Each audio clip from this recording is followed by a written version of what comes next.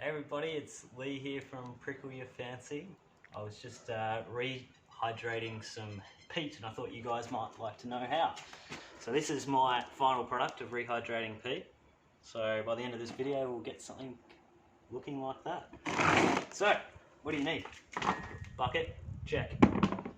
Water, check. My fancy scooping device.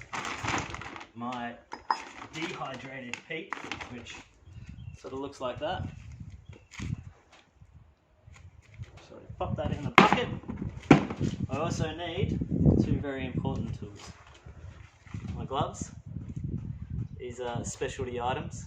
You'll find them in your local supermarket dishwashing gloves. I found that for using wet mediums like peat, these are the best gloves you can find. Hands stay dry, which is always a bonus. So, other than my gloves, all I need is my mask because we're using dry substrates. Check.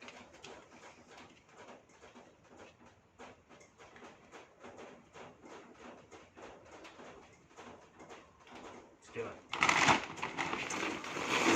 So, this dehydrated peat came from my local wholesale nursery.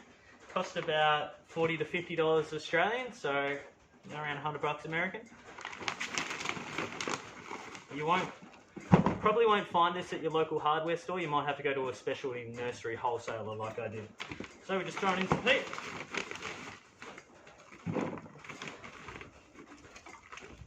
Now I'm making this for my carnivorous plants.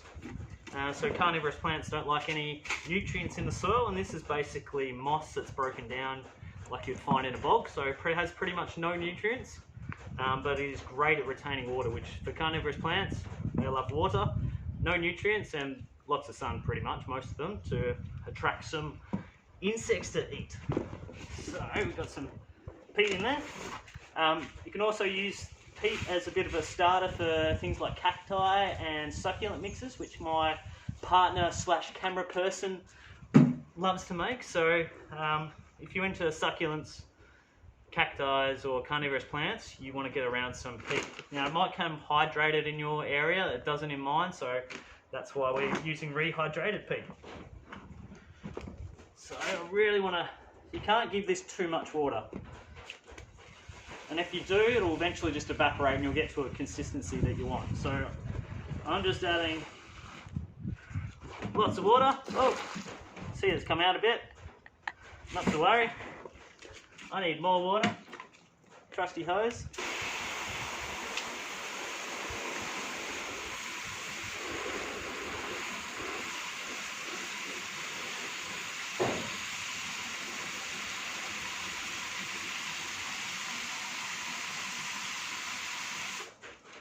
Now we're just using tap water. Some plants, specifically carnivorous plants, don't like some heavy metals that you might find in your tap water. I haven't had a problem in my local area, but you might want to test your water prior to making this mix and use maybe tank water or some distilled water or something like that to hydrate your mix. But I haven't found any issue with tap water. Another thing about this peat and the variations of peat that you can buy, some you'll find that have fertilizer already applied. Ideally you don't want fertilizer specifically with your carnivorous plants because they don't like the nutrients. This one here, one that I can find in my local area, notes that it has a really low grade fertilizer, but again, never had any issues. Alrighty, so other than adding a bit of water, it's a little bit of elbow grease as well, so you want to get in there and help the water get through, so you're just breaking it up a bit. Now if you really want to make this happen faster, adding hot water will help this process, but I'm not really under time constraints, so I'm going to leave this, add enough water and leave it for 24 hours and come back to it. So that still needs a bit more water. Still see it's really dry, so you're going to need lots of water for this. Get in there and break it up. Like I said, you can't add too much water. If you do, just leave it for a few days and it'll eventually evaporate and get to a nice consistency. Or if you just add it to your pots, the water will drain out. Rightio.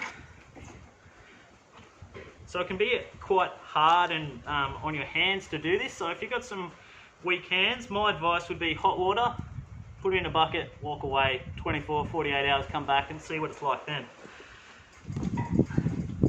Rightio.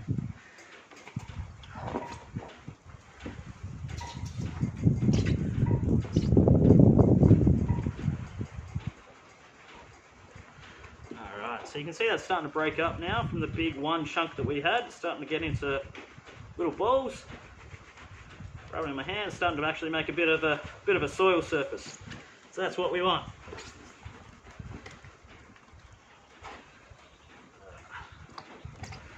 Right, so I'm going to leave that. Let it do its thing. So you can see that's changed quite a bit now from what we started with. Still got some big chunks. That'll take time. No one wants to watch a 20-minute video. So eventually it will turn into something like this, which is just peat, just water, but obviously a lot different. Now what we'll do with that, if we're making some carnivorous mix, I'm just going to take my mask off because we've got rid of all the dry soils. So what we'll do with this, we'll add some sand to it and actually create a soil mix for carnivorous plants.